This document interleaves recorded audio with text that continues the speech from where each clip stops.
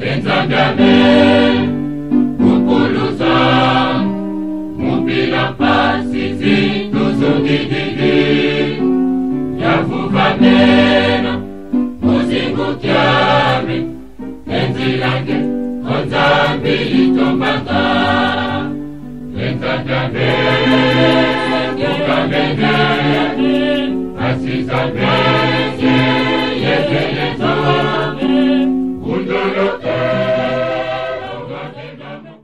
Alors bonjour la famille, bonjour les amis, ici c'est Jules Moulopoué par Popi. Prière de vous abonner sur la chaîne Gaïa Doli TV. Donc Gaïa Doli TV, votre nouvelle chaîne, hein, pour Matéa, hein, pas comme les autres. Donc chaîne Moko sacerdotale pour Nabino, hein, ba jeune, ba papa, ba maman. Donc vous s'abonnez, pour moi s'abonner déjà. Donc vous vous abonner sur Gaïa Doli TV. Gaïa Doli TV. Yassika Mouana. Ouais, salut à tout le monde. Ici c'est César Loboko, le grand Monseigneur le Prince. Je vous demande d'aller vous abonner massivement sur la chaîne Gaïa Doli TV officielle. Là-bas, beaucoup de prédication, tout partager bon Zambé, la parole, parce que le monde a commencé par la parole. Et la parole fut Dieu. Allez vous abonner massivement sur la chaîne Gaïa Doli TV officielle. Alors, Tokabola Bonzambé. Ici, c'est Prince. Chers amis, abonnez-vous désormais sur la chaîne YouTube Gaïa Doli TV officielle. Hein? On a de pitch, on a déjà abonné. Et on a parole à Bonzambé à Solo. Gaïa Doli TV officielle. Bonjour peuple de Dieu. Bonsoir Kalamana Boutou. Shalom.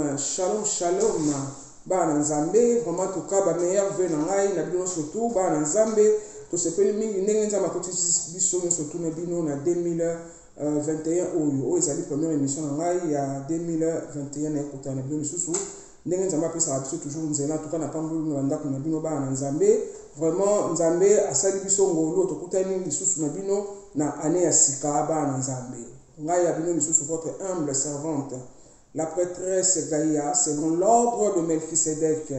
Voilà, consacré par maître Jean-Pierre Manzolo dans l'ordre de Melchisedec. Voilà, Bana Kolo le longa ya bino lisusu votre humble servante. Na lisusu boso na bino lisusu to misana Bana Nzambe kokuta na bino. Voilà, ba meilleur vœu na bino lisusu. Nzambe na kopambola bino bandako na bino mabota na bino babone na ngai bénédiction plus na bino en tout cas Nzambe apambola bino na ba ndako na bino Bana Kolo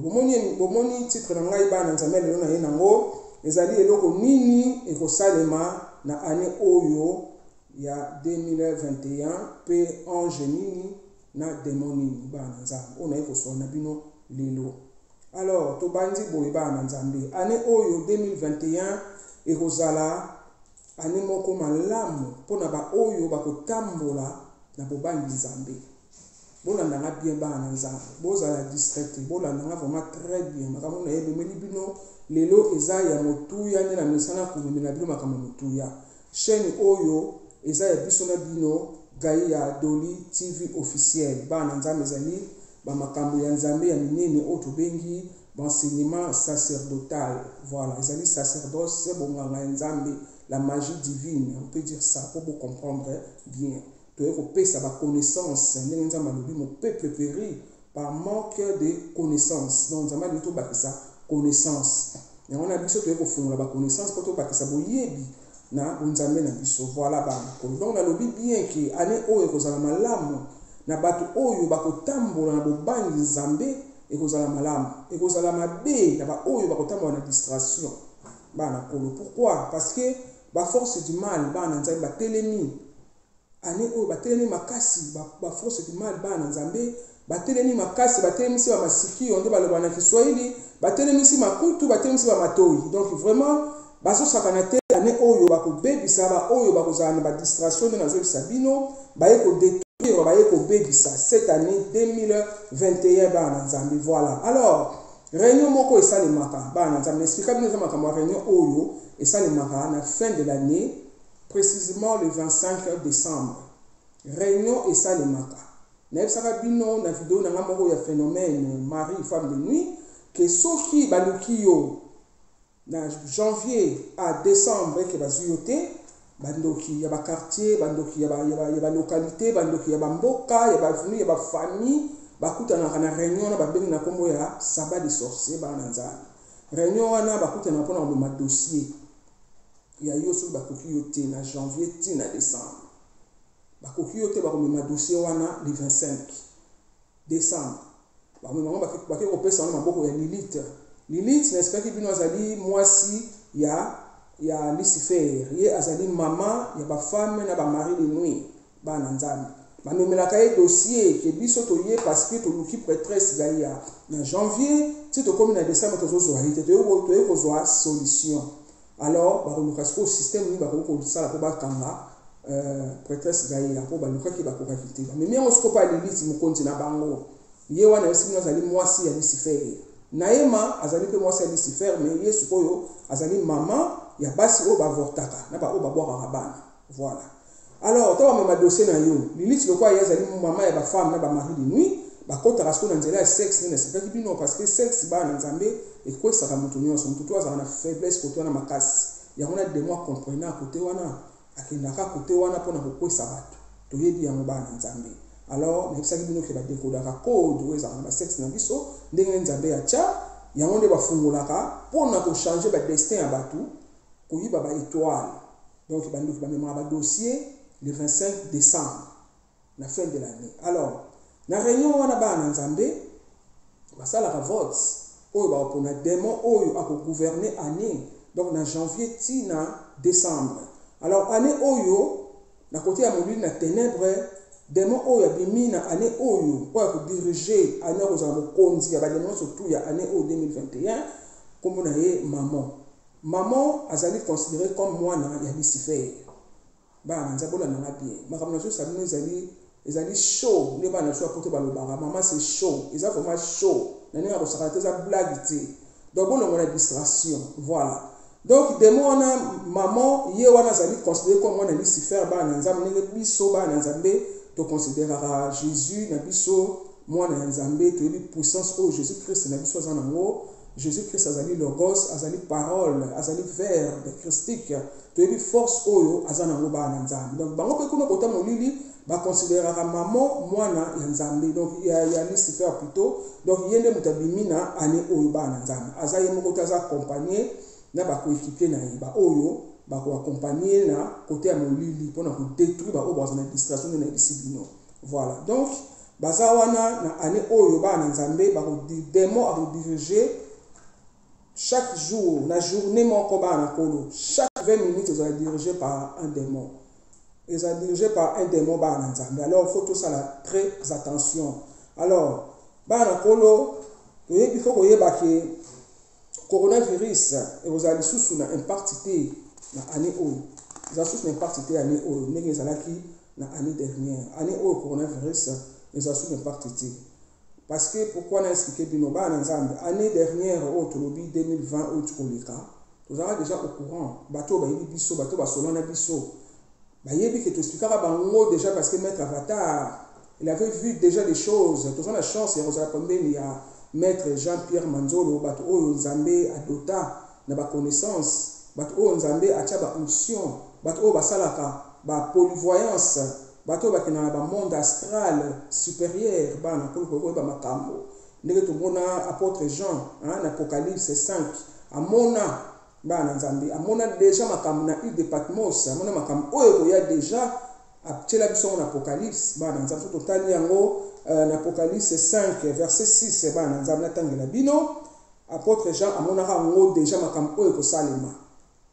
Apocalypse 5 verset 6 alobi et j'ai vu au milieu du trône et des 4 êtres vivants, et au milieu des veillards, un agneau qui était là comme immolé. Donc, apôtre Jean a monaki déjà, parce que c'est là qui polyvoyance, parce qu'il y a un monde astral supérieur. Nous avons un pasteur au monde dans l'église, il y a un monde astral. Il y a un monde astral, il y a un monde astral, il y a un monde astral, corps astral, corps éthérique, corps mental, corps bouddhique, christique, n'est-ce pas, corps wana, Nzambe a ça qui na polarité. Et ça toujours supérieur na inférieur. N'est-ce pas, na même corps auto bien éthérique, et au biso ba Nzambe, to l'autre a toujours ba biso dans le monde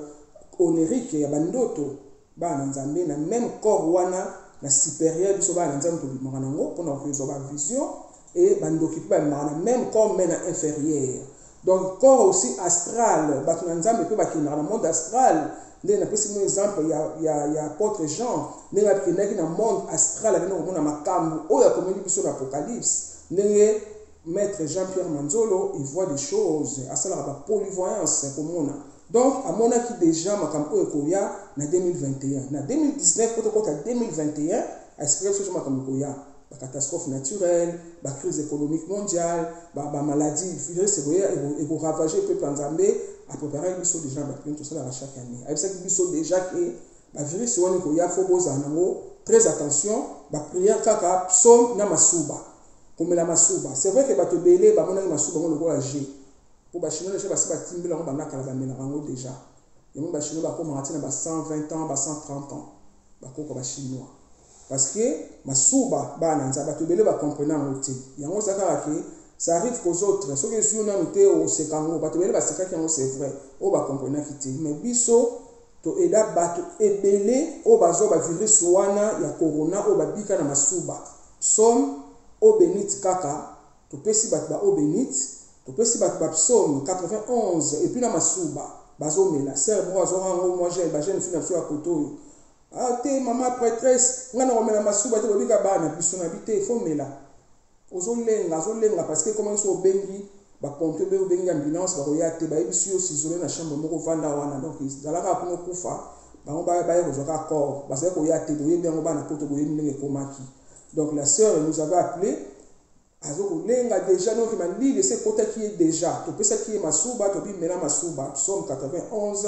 au bénit kaka au pakoli nous sommes meli au tagi psaume et puis au meli masuba la sœur a boye qui mais ça qui n'a choisi parce que ça qui vraiment grave amela qui yango sœur abika qui on a un frère moi peut on a un groupe azo qui problème yango pareil masuba kaka ba témoignage ezali ba nzambe c'est vrai que belé ba mona qui on les a fait le compliqué mais nous on était déjà au courant de masuba wana parce que mettre avatar na aussi bino ça ba polyvoyance ko ba makambo oyo et koleka voilà on a zo pesa bino za ba révélation oyo ebimi ya année oyo ndenge nini ekotambola bana nzambe voilà donc toyebaki déjà makambo yango na 2020 alors 2021 oyo sikoyo bana nzambe événement nini ekoleka na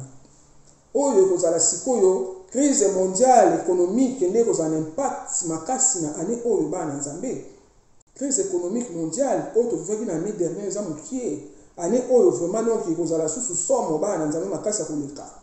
makasi mingi ekoleka 2020 bana nzambe crise économique mondiale ekokota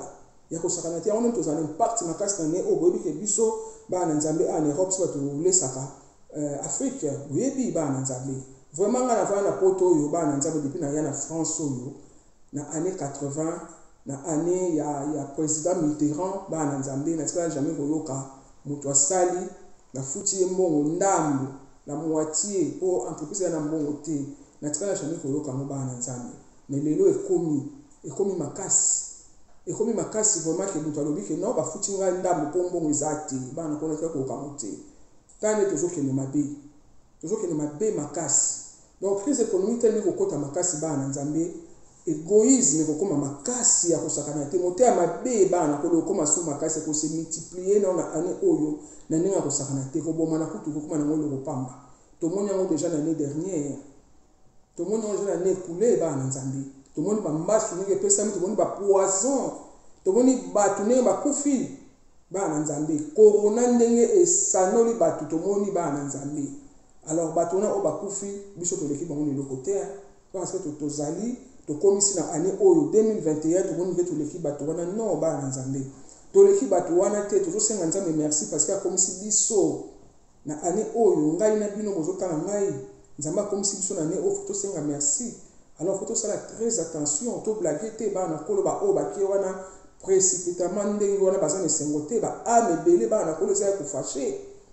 ba ame belé telemi batiki ba maman na bango batata na bango batiki bana mibali na bango basi bana nzambe baza na esengo ata mokete bana kolo mokili ezali ekomondire mokili donc mokili ezolela kwa mokili ekomondire ya kofukama mokili efukami ezolela ba ame ya bato bakieyi bamosusu babokokende bazo ere bana nzambe soko osambelaka mingi bana kolo kosentir yango okosentir yango ozotambola na nzela ozosentir make mokili eza na mawa mokili ezolela bana nzambe donc il faut vraiment tozala na bokebi ndenge biso na bino toyebi ke coronavirus ezalaki créé na balaboratoire na bango même ndenge bango moko baalobango bacréé bavirus na bango ils arrivent plus ya kocontrôler yango bana nzambe ta ndenge ezoravage peuple ya nzambe bazokoka so komaîtriser maladie wana te ebomi bato bana nzambe alors ane oyo eloni koleka ane oyo bana koloba kocréer lisusu virus mosusu ya sika bolanda bien bakocréer so virus mosusu ya sika ane oyo mais kozala impact te ndenge corona ezalaki na année écoulée mais cette année aussi 2021 ils vont encore créer bana nzambe croyez-moi bakocréer lisusu virus mosusu ya sika na année oyo 2021 voilà donc démon marin bana nzambe oyo babengi ba élémentaux ya mai ya mabe ba démon marin babengaka bango bana nzambe ntango nzambe abwaka Lucifer akitaka na badémon mosusu démon akitaka na mai kombo na ye Léviathan démon wana abebisi ba élémentaux ebele mpe na mai parce que mai kuna mpe na se ya mai ezali mpe monde mosusu oyo eza na se ya mai bana nzambe eza na 14 continent na se ya mai 7 eza ya malamu 7 eza ya mabe bana nzambe 7 continent eza mabe oyo Léviathan azwa akonza abebisa bango na babengaka bango ba élémentaux ya mabe oyo baza na mai parce que toyebaki archange Gabriel ye mpe adirigeaka ba élémentaux ya malamu na se ya mai fo toyeba bango bana nzambe eza baconnaissance fo tofungola besprit po tocomprendre donc voilà badémon marin wana bango nde baprovoke batsunami na cette année ozala somo bana kolia kosakana te biso leo ni koyela biso na RDC Congo na biso bana nzambe biso leo ni koyela biso année au 2021 na RDC Congo bana nzambe ba érosion ekozala makasi na ndenge mokete oyo elekaki na 2020 moki oyo ya 2021 ekozala makasi ba forte pluie bana nzambe ekozala makasi na ndenge kosakana te ekosala ba massacre na ndenge kosakana te on a aussi no bana kolo bozala distraction te cette année bozala distraction te na sino ke année oyo ba obo bozala distraction ba revivre vraiment mabe 2021 oyo voilà donc à dehors il y a biso RDC ba pays oza pembeni na biso ba catastrophe naturelle ko se multiplier makasi bana kolo ko koma mingi na ne oyo ba volcan bana nzambe ko se déchaîner ba tremblement de terre bana nzambe ko zala mingi na ndenge mokete e ko zala mingi ba phénomène ba ovni to koma ko mona ngo to koma ko vivre yango ba phénomène ba ovni to mona ko mona ngo zo le kabiso boy voilà. Donc ba autorité politique bana kolo ba comme na pression ko sakana te na ba force du mal na ba loge na bango ba comme na pression parce que ba force même bazana besoin ba sacrifice ya makasi alors ba pays oyo bana nzambe oyo ezana kimia te ba pays wana ko influencer ba pays oyo ezana kimia ba ko influencer bango ko ba provoquer ba guerre moko inutile ba provoquer ba rébellion moko inutile bana nzambe foto le kana koyeba bakotia ba maladie na banzoto ya bato ba virus na yebisi qui vont créer ba kolo bakotia na banzoto na biso ba poison retardé bakotia yango na banzoto na biso na ba bilo combien na ba vivre frais yango za conseiller ba na nzambe cette année tout ça la très attention tout les na biso ba bio biso ba batiti eza en Afrique eza biso na Europe ba na nzambe mangez pas ba vivre frais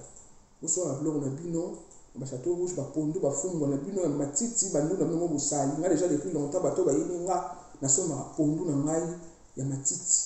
château rouge pena na se na soma pondu na ngai na yina ngo bele ba matiti nga ba ndunda na ngai matiti ba batembe na ngai ba nduna na ndingaka na somba ngo ngai moko ya matiti na yiko sana ndako oui ba na nzambi na sala ko banda kala parce que biso na ndako na biso yo so to lié ba pondu wana we wumela na ba congélateur to leva ba mabunu to somba mote yango to somba ka pondu ya matiti na somba on a château rouge na somba na mesa na ngai sel mona sima na ngazo ba oh ba sel musuba kama musanga penza pour nous basi ba nikele ko soma matiti ba na nzambe na répondre que parce que za loko jola na mesa otala sana mutu non mi de ba ba okuta le ton assiette qui peut ça na yo nga na so passer na ngala nga pour noter pour na soma matiti les autres dérange na ngata na yara na ndako na expliquer ba na ngabo ebenga ba simba ciseaux baso kata ba pondu na ba ciseaux na bili kamte ko kata na nga ba mitu wana pote meza ya kebele na somi na sokoli na tchela congélateur ba na nzambe alors cette année boso ma vivre frais ba otchela biso ba poison na ba vivre frais ba na nzambe ba otchela biso yango alors ils ont un système ils ont déjà préparé ba blo no sabino ça déjà organisé déjà préparé mais année 2021 ba na nzambe ils ont un système oyo ba ko sala mystiquement ba na nzambe pour na ko contrôler ba pensée ya bato ko contrôler ba pensée ya bato ba na nzambe bato ba la plus concentré na ba futilité ba na nzambe kele makambo important ya vie tomoni yango na année écoulée ba na nzambe ndenge bato basali ba mi pesa na ba futilité bato ba mi pesa na ba futilité ma buzoba makambo oyo ya très important ya vie bato bakipa yango te bato bazala hypnotisé na ndenge kosakana te année oyo ba na nzambe faut kolonga na distraction satan a telemi na ndenge kosakana te ba na kolo année oyo bato bazala hypnotisé na sino déjà que bakosala système oyo mystiquement bakocontrôler bapenser ya bato ils vont nous contrôler tokozala hypnotisé bato bakocréer propre shit na bango moko bana nzambe bango moko bakocréer propre shit omoni yango kutu na année dernière on a vu 16 ans tolikamaka te so ndeni mais to vivre yango na année dernière tomoni yango bana polo kindumba ndenge ekomi makasi ekomi show kindumba ekomi songe bana nzambe tozomona yango na batv totala bozomona marke muta tiki bana basi bango tika bamabele libanda coupe pena mukie pena no kovanda po fungweli bato pe nzoto bato bazotala bato bali liboso na ona tv bazokotala bazomona yango ezali normal bana kolo aller comprendre ça n'a pas de sens ça c'est ça te déjà biso ezalaki mafolata maputa pena bomba nzoto na yo mobali amona nde na sa maputa kuna sa pantalon mais lelo comité ba ngo tika ngo libanda tala mokinde ezokende mabe bana nzambe mokinde ezokende mabe kinume ko yasu su show année 2021 bana nzambe masturbation et yasu su makasi amour vrai bana nzambe et ko diminuer les gens qui ont rappelé sous TC dimina au moins apena que mutu aye pena no ki mwasi pena ina mobali na pena mobali abengisie aye déjà na idée na ye déjà aboti pe mwana na benda ni na ye atiki pena libala kei wana uta amour vrai te donc wana ça qui année dernière mais année oyo susu hen comme sous show bana nzambe et ko makasi ya kosakana te baku d'état ekosalama nango tokomona yango tokoremarke yango bana nzambe ane oyo bana nzambe bato bele oyo bazalaki élevé bana kolo bazala brutalement vraiment rabaissé bato oyo bazalaki na se bazala brutalement élevé donc balance bana nzambe ekochanger na ndenge ya mukiete voilà donc bana kolo lelo fo boyeba nazo expliquer bino côté angélique côté ya Nzambe chaque fin de l'année Nzambe pe abimisaka ange titulaire bana kolo année dernière ezalaki archange Sandalphon azalaki gardien ya terre maintenant basalaki vote pe na lola ye pa bimaki ange titulaire ya année oyo écoulé 2020 moni ndenge elekaki moni ba massacre ni esalamaki moni ki makambo ni so moni ndenge ba corona ni ravager bato pour la distraction donc année oyo bana nzambe ange oyo abimi année oyo ange Uriel normalement ils en chaque année ils en kaka ange moko comme tabimaka bana nzambe ange kaka moko mais année oyo 2021 tel nous a chaud bana nzambe Uriel abimi titulaire mais azana ba coéquipier au batilier pour ba diriger monde na année oyo 2021 bana nzambe archange Uriel yona titulaire mais azana azasuko na ba coéquipier na ye ange Ariel archange Ariel archange Cassiel na archange Kamael donc basali 5 anges au ba diriger bon ba kete nzambe mta dirigeara mokili na yeza ba ange te ba nzambe nzambe na yebisa bino chaque fois que ça ba ange na te ka pona ba bozi na biso pona sentiment ça ba ange te asala déjà monde angélique na esikaki bino ntango asali déjà premier monde angélique na kombo akete monde ya moto oyo archange Métatron ye moto aza mokonzi kuna asali babina asali baokma baange baa na kati asali bayezorde asali batifrete eza pamba te esala baange oyo bazodirige nzambe asala baange wana pamba te moko alobi na psaume 91 azokoordonne na baange na ye bagarde biso dans toutes nos voies que nos pieds ne heurtent pas contre le pierre nzambe asali baange wana na baange gardien na biso oyo babatelaka biso baange moral baali oyo ezalaka ke te kosimba te kozwa te mozwi baange balobelaka biso na motu baange moral mental bango wana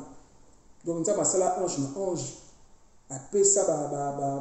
bamisala na baange eza teke asali bango kaka mpona bongo bagénéraux mpe ya ange ya nzambe baali baange généraux nzambe atindaka mpona babitumba oyo atinda bango oyo ange oyo akenda koboma tous les premiers années na Égypte oyebi histoire yango bana na nzambe ye aza na kati ya nini ya moto azocontrôle adirigeaka bango ezali archange Kamael mais archange Mebael ye moto abomaki tous les premiers années ya Égypte bana kolo donc année oyo archange Kamael azali na kati ya ba 5 anges donc faut boyebaki nzambe atiaka baange mpo badirige monde année oyo 5 anges nde babimi bana nzambe oyo bakodirige monde oyo alors bakodirige monde oyo bana nzambe avec rigueur bakodirige monde oyo avec douceur na miséricorde eza clair bakodirige yango na rigueur na bato oyo bakozala na distraction bato oyo bakorespecte baloi moralité bato oyo bakorespecte baloi divin te bato oyo bakotambola na bobangi nzambe te nde bakozala mpena baange wana bakozala na rigueur contre bato wana me bato oyo bakorespecte baloi morale baloi divin baprincipe na baprincipe ya nzambe baprincipe ya nzambe oyo bakorespecte yango donc baange bakotambola na bango avec douceur avec miséricorde bana kolo olobi ke oza na chemin ya lumière olobi ke oza chrétien obondelaka olobi ke oza bouddhiste oza musulman oza kimbangliste oza catholique tous les religions oyo toyebi bana nzambe alors ke yo osalaka bamalamu mais soki ozovivre selon baprincipe ya religion na yo te bana nzambe ya baloi morale te yebaka ke année oyo ozali o grand bololo na ndenge osakana te bana kolo kongo boyeli kosa ekozali mpena bololo na ndenge makasi mpo baange oyo bazali oyo baye na blage te baza terrible bana kolo nde baye boye baza 5 ce qui est grave toyebi ke bazalaka moko na 2000 ezalaki sandelfone ayebisi bino na 2019 ezalaki archange Mebael ndadimaki normalement mpe année oyo fala ezala mpeka ange moko ndenge ezala mais pourquoi baza 5 bomi tuna parce que 2021 eza chaud eza blague te faut kotambola baprincipe surtout bato oyo ke osambelaka nzambe nde na lobi ozali catholique bangiste musulman oyo boye na boye nde toyebi oyo baboye na boye nde toyebi ntango ozokende église na yo respecte makambo ya religion na yo tambola na bonzambe kosalaka basemblant te oyo bakenda église mais aza na motema mabe azosala basemblant etika aza bien bamonaka kaka na ke chauffe bana akenda église mpo mingi eza ndenge wana wamonaki obike moto aza ndoki bayebi soki andoki te chaque dimanche akana église azangaka te bakoma kobatama sikoyo ndenge wana alors bato wana nde nalobi ke soki ozotambola baprincipe na baloi morale ya religion na yo te bana na nzambe ane oyo kozala na yo bololo makasi mpo baange oyo bazosakana te baterrible bashaud ndenge akosakana te baange baza chaud parce que nzambe ntango atindaka baange toyebi ntango atinda baange na Sodome et Gomore basalaki blague te ntango atindaki baange oyo baya koboma mokili oyo baange bakita bayaka kobotana na bahumain basalaka blague te ntango atindaki Mebael kena koboma tous les premiers nés Égypte abomaki tout donc to batindaka bango bazongaka nsima te bakenda kosala ndenge bakei ndenge bayebisi bango basala alors soki otamboli na bobangi nzambe te okozala détruit bana kolo donc voilà alors faut tosala très attention alors pour obénéficier na baénergie positive ya baange ya année oyo bana nzambe il faut kozala na harmonie na baange wana na baange ya année kozala na harmonie na bango kose familiariser na bango bana nzambe mpona protection na yo na janvier, du janvier à décembre. Bana ko ba prière ezali o biso to sala. Na groupe na biso, il y a déchirement des mystères. Et pas maître Jean-Pierre Manzolo, Avatar, l'Hierophante, les traumatismes. À préparer biso déjà dans l'année du janvier à décembre. Na ba prière o tout ça. Année o le la 5 anges ni babini, tout ça 13 jours. Il y a une vocation, la prière, mon lobby qui va sembler ange, c'est faux, pas un ensemble. Les années que vous bâti, manque de connaissances, mon peuple périt par manque de connaissances. Tout bas sa connaissance. Dans Jacques quelque part, le bien abisso que vous priez, vous ne recevez pas parce que vous priez mal. Vous priez mal, vous zoité, et ça la Bible. Mon peuple périt, et ça la Bible dans Osée 4-6, dans un botal les ali. Pourquoi nous avons par manque de connaissances? C'est que connaissances nous pour bâtir ça. Ange ba nzambe ba le but que nous sommes la kaba to sommes la nzambe et ba ange ba ça une vocation na bango parce que nzambe a tie bango a le but que yazo ordonner na ba ange na ye ba garder biso na ba voir na biso na kam na biso. Alors pour se familiariser na ba ange wana ba prière d'invocation ba ange wana ezali pour prier en 13 jours autre sala na année oyo après tous allez na 33 jours, il y a purification, autre ça, pour la protection, un jour, on va déployer bazel na bango sur vous, sur ta maison, na ba na yo, na mobali na yo, na libota na yo ba na nzambe, za la rabongo, donc ça la ramone. La condition za kaka, condition ya li, za ba sacrifice au sala pour na nzambe na yo, ya le ko sala ba kusu ba sala ba jeune. Quand les jeunes ont lié 18 ans au fongoli, biso et biso zali sans sexe, sans alcool. Cigarette thé, on a un candidat on a donc on s'est bien cité, on s'est sacrifié pour nous amener pendant un mois, la prière pour nous enjouana, on s'est familiarisé là bas. Pour bailler bayo, ndaku na yo libota na yo, ba couvrir bino na kama surtout ko leka na 2021 ça la protéger pour nous amener muta tie bango ba diriger année oyo ndenge zalaka connaissance yango o to so fumula bino boye ba ndenge tambolaka o na so sama na so zoate ba na kana église no changer na vie na ngate ba na ngabo na bo oui parce que vous priez mal ba na connaissance na Bible to juger mutu te to yende ko pesa connaissance mo ba kisana ba ngwa chaque fois même mettre avatar ça va biso boza na ba pasteur na bino ba prophète na bino boza na bo continuer que l'église na bino mais ndeko ba kisa kaka connaissance ndenge bato akala o to banga moto kamoka ba eli bakitsa ba mbula basama mobele bele ba Jean Baptiste na mobele bele to yebi na bible yaki bato kwa biso ils ont juste ko bakisa kaka connaissance likolo ya bonzambe na bango ba cette connaissance ba na nzambe biso ko to bakisa ba connaissance pour to comprendre donc un jour on attend aussi ba invocation na bango et sali makambo malamu ba protéger ba na nzambe sexe kaka muta robengo bo ezandenge ni makambo yango te ça sans sexe tenga mo été ngamo été vraiment au makaka pour le sexe c'est incroyable c'est incroyable côté que Satan a télémeni yango côté na betela ngo c'était parce que bato bele bazo quoi ça makaka likolo ya sexe pour ba yebisio se sacrifier pour un mois pour nzambe na yo pour récupérer no nzambe linga ba sacrifice mingi to yebi ngo na bino ba nzambe prêtresse gaya yo sala ki consacration na yo sala combien de jours na sala 83 jours ezaki nini ezaki sans sexe mais était na kokate pardon était na papa maman na ndako akosilika oza mosala na nzambe expliquer moi ce qu'on a ndako ayebi oza bala ki mosala na nzambe so le mot sacrifice sexe pour na mwasi na yo pour na nzambe na yo pendant un mois tant aussi ça peut na un mois aussi puis poids le mot hôtel au monde qui changer te ça wana pas sotika qui a changer na moté oye comme na likolo comme quoi mutu te oza kaka place wana ça changera pas au sacrifice ka pour na nzambe na po nzambe akopambola yo parce que biloko oto lingaka mingi neti ngala linga musuni mingi taba na kwanga na mapipi na ngai poussière na lela bana kolo na benga ngo ishuni mais na tika ishuni pembeni mona tika ngo pena pembeni pendant un mois na se sacrifier pour na nzambe na nga pour na lingi bien moko boye libota na ngai ya bana na ngai na tambola malamu na vie na ngai donc na tiena no makambo na pembeni na biki na uzonga na ngo okima na ngote ba pushere za na ngo na soma na ngai ishuni na mesana mwa kwanga na ngane na lingaka na kulia na ngai sexe pe okima na ngote kozalaka wana masango melaka na ochana no mwa pose ko bana bana komela bana nzambe bana ba sexe bana nini bana age nini ti loto komi na ngo sexe ngo sala ngo kanga ko stika ngo mwa muke po se pe sanzambe na yo ochana mwa pembeni na beta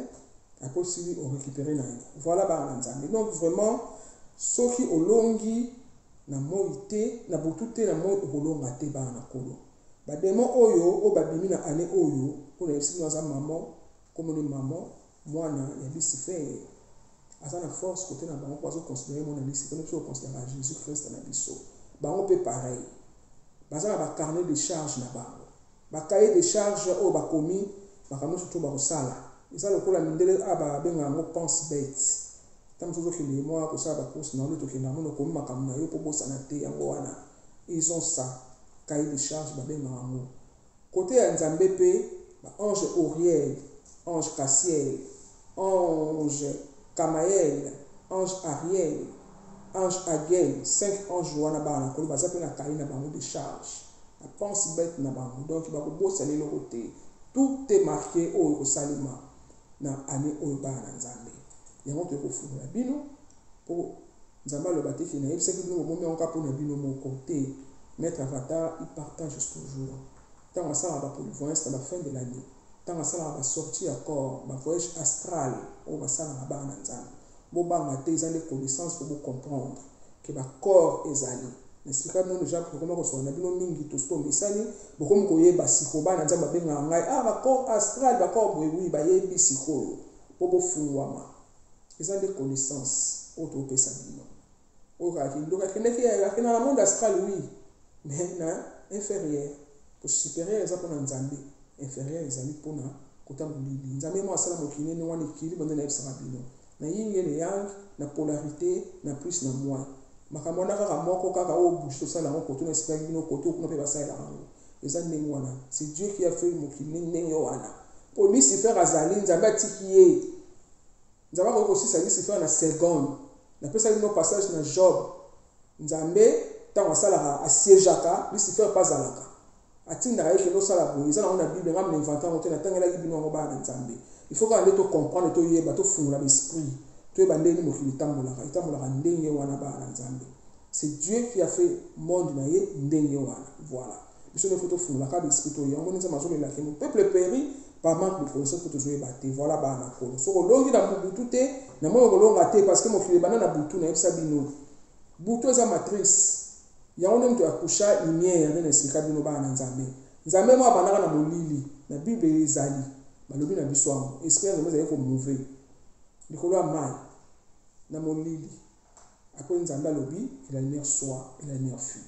so mo comprendre la bible ndenge wana au fond de l'esprit au comprendre avant la lumière soit et ça qui n'a ni qui mon tant on s'en fâcha kapenza mon lili pene bima ténèbres pene ko mo ta banda abanda pene ténèbres parce que yemo ta banda ténèbres tant la fâcha ke boma ko kimo ma ko tika ta mwana tata bébé té donc on a pene ténèbres ko yaka e bandi osala yemo ko tulisi fra banga nzambe na osana te yemo ko abanga ka kolo na nenga mukete pokolo za adversaire na été parce que Nzambe aussi c'est la seconde pour yemo comme takela qui peut mais ça ta se faire ça Nzambe akolo on a seconde mais pourquoi ça on a noté pourquoi tikié yemo ka lobi que voici je vous envoie des brebis comme au milieu des loups ba Nzambe au milieu des loups comme des brebis je vous envoie des brebis au milieu des loups atiki biso na ba loup ayebi on ba so na tiki ba na ba loup ba kolia ba na tiki biso ndenge wana parce que mokili ezali ndenge wana ba Nzambe voilà. Donc il faut que l'on maga na putu pour na moi olonga voilà ba nzambe o tuna yisi bino nde balobaka o yazana motema ya konzima ya kosalela asaleli o azana mato ya koyoka ayoki voilà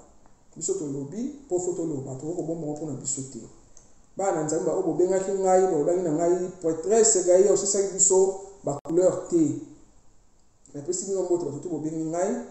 il y a ça nous que nous peut sabino suite ya ba couleur o tikala ki photo sur la bino voilà donc ba nzambe couleur blanc ba nzambe ba to mingi ba ye baraté on so ba bengi so na feti bola ta blanc même si ba to ko ba sa na feti ko ba ye baraté ba blanc o la saramini pembe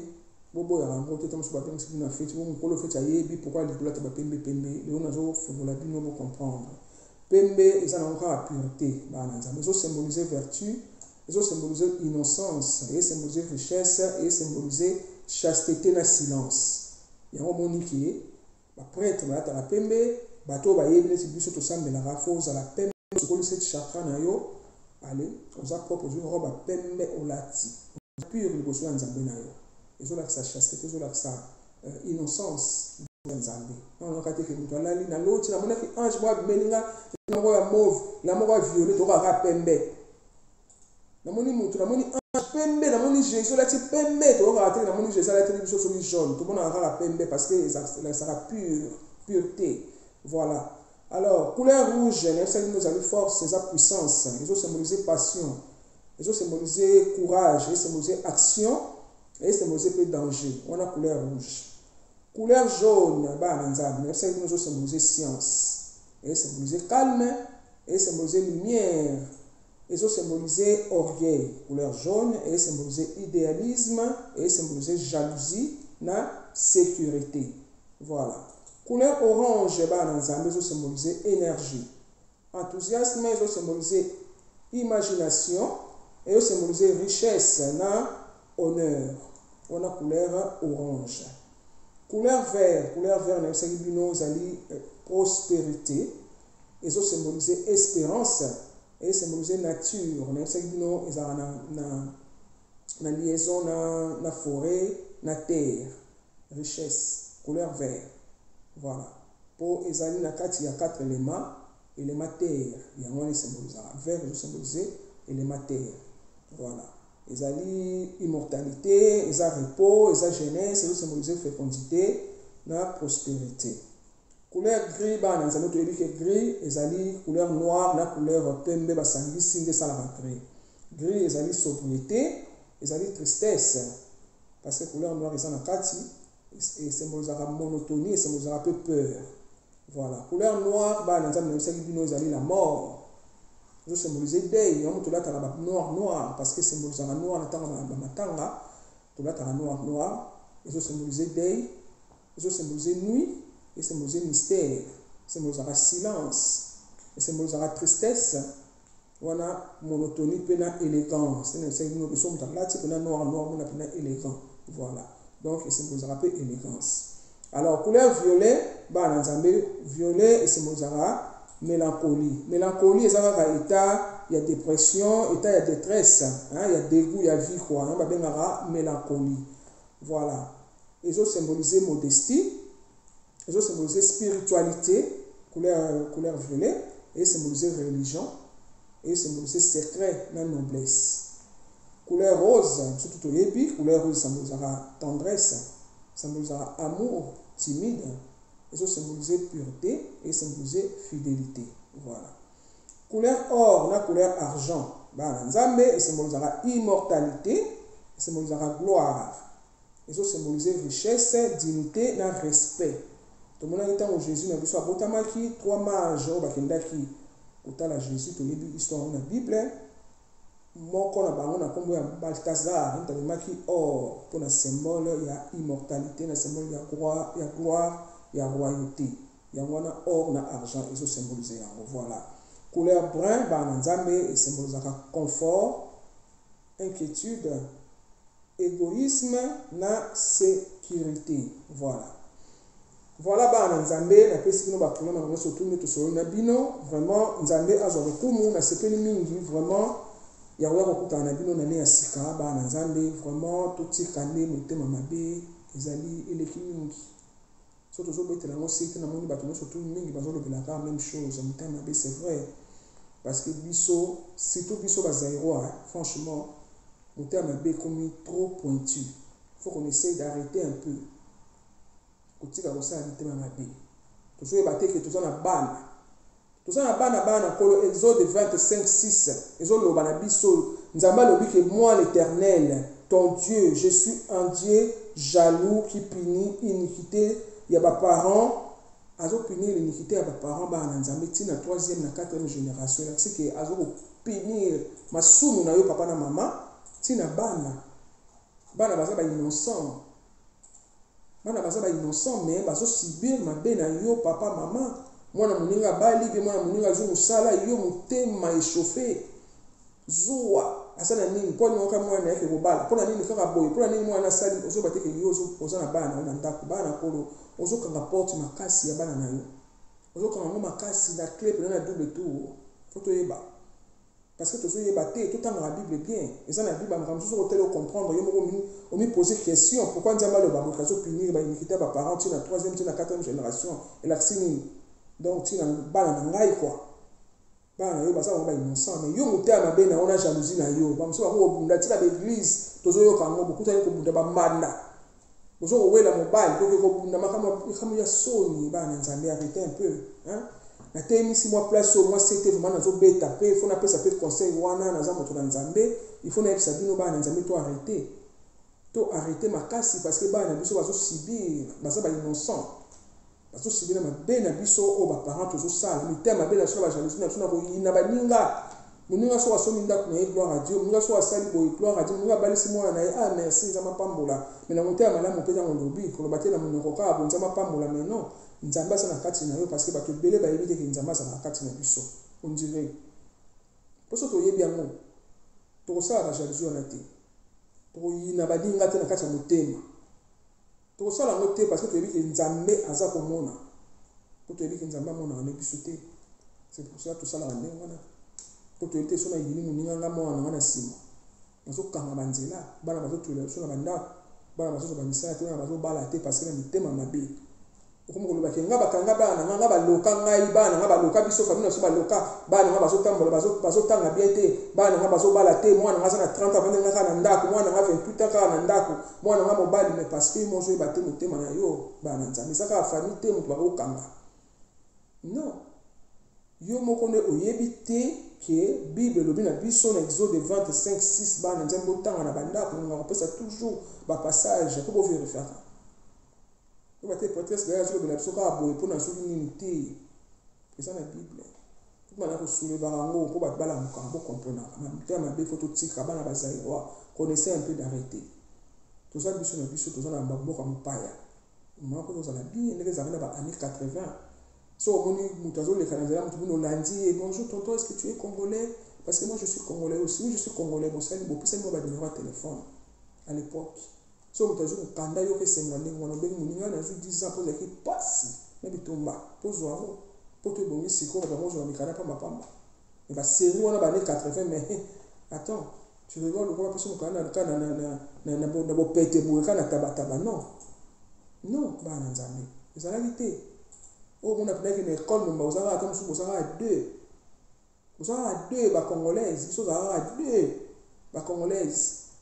ya braza moko na nga ozalaka mibale yoka bolingwa ndenge wana me lelo oyo ekomi pasi tomemi mpena kini na poto bambaso ekomi ti na bapoto bamitema mabe ekomi makasi mpona ekomi songe nzambe azosepela te année 2021 eza chaud bana nzambe na biso bosala très attention distraction te bobatela bana bandako bobatela bana motema mabe eza wana ntina moto soki pasi wana eyeli yo mpo moninga bongi mpo moninga asali bokota na chambre na ofukama loba nzambe pardon longo na ngai pasi oyo nasepela lipambo na moninga mpo lobinga mpe nazwa na ngai loba bongo omona nzambe akotya kimia kati na yo mpo oreconnaitre osengi pardon voilà bana nzambe en tout cas tosoli kitoko mingi bana nzambe nzambe apambola bino na bandako na bino merci na nzambe oyo akomisi biso na 2021 bopartage chaîne na bino esika yango oyo chaîne na bino yango oyo Gaïa Doli TV officiel Gaïa Doli TV officiel bana nzambe bopartage et puis conseil mpe na kopesa lisusu soki ozosambela oyebi nzambe kokima moninga nango te makambo oyo osalama mingi omobenga bango bato ya misuni sikoyo biso toza bato ya nini tosambela bato ya supu biso sikoyo bato ya supu bango nde bato ya misuni bana kolo ezalaka te po jésus na biso ayaki mpona bato ya mabe poso bato bayaki bien na mokili oyo jésus alinga aya te mpo akorachete nini nango ayaki korachete bato ya mabe ayaki kobenda bato ya mabe na nzela ya nzambe alors biso ntanto oyebi balobi bibele elobi na biso ke les forts soutenant les faibles kokima moninga na te parce que moninga na te yeka na nzela mabe te continue kopesa ye koteya ye ti un jour kala ye mpo bongwami ye pa kobongwami mais tokimaka te tolobaka te ke te nalingi yesu te mpo aza moto ya mosuni tomaka mpe yango bato ya misuni te baya bandeko na biso yo ntango oyebi partage nzambe kopambola mpo bendi ame mpa ya nzambe voilà ezalaki mwa parenthèse nzambe aleka na kopambola biso bana na kolo vraiment merci beaucoup babone na nga na bondelaka mingi mpona bino nabenga nyonso babone te yango babenga no famille na nga parce que à chaque fois nabondelaka bozangaka te na fin de l'année oyo nabondeli mingi mpona bino mes abonnés vraiment bopartage mpona bopartage bato mosusu basoki baconnaissance nzambe akopambola yo ntango partage kaka moke wana nzambe akopambola yo bana mpona libota na yo voilà en tout cas mbote mingi merci beaucoup na papa na ngai oyo ozopesa biso na mon mentor mon PDG Maître Jean-Pierre Manzolo nzambe azongisa susu ya mingi akoki toujours komonisa yo makambo kolobelaka otango surtout mpona ofungolaka biso Maître Jean-Pierre Manzolo mapambono yango wana papa na famille na yo nzambe apambola bino merci toujours napesaka na mon manager manager na ngai le prophète Andriel docteur Zinzong merci à toi mon papa nous ozosala ya minene na makambo ya connaissance oyo ya nzambe ozana kati nzambe apambola mosala na yo merci beaucoup napesaka toujours na bamama na ngai ya déchirement papa na ngai tobengaka na bino nzambe apambola bino merci mingi na ma sœur propre ma grande sœur à moi mama Fabi mafa na biso yo talaka nga na Toronto na Canada madame Dingambote ya yo yango wana bénédiction na yo ya na ngai merci kobanga te mafa bangela nga mona lobite il faut samelaka mingi mosala bino batakaka bino mingi na totona mabondeli ya merci konde ko tona mabondeli kobanga te nzambe mutabengi singa ye moko mutazo azo pambola mo azo simba tango nzambe bengi yo ye moko abosala ke mabe ekoela ote kobanga te ya merci na kitine biko samelaka pona nga que Dieu te bénisse. En tout cas, mote mingi na ma vevette mamuna biso ma vevette kina mote na oya ngwana merci ya ma grande sœur propre merci na ba conseil na opesa ngai na ba encouragement na yo tu es toujours là otika ngai te merci beaucoup merci mingi na mon frère le Benjamin Justin Doli toujours na pointe aux en raté na ba conseil toujours na ba force opesa merci à toi mon frère bonne année puis bénédiction na oya ngwana mote mingi na mon frère na Canada na Sénégal plutôt André Doli nzamba pambola yo mon frère merci beaucoup pe na ba encouragement na ba conseil na yo nzamba zwa lokumu na pesi moto na surtout nzamba pambola bino ndeto côté na bino malasima au revoir.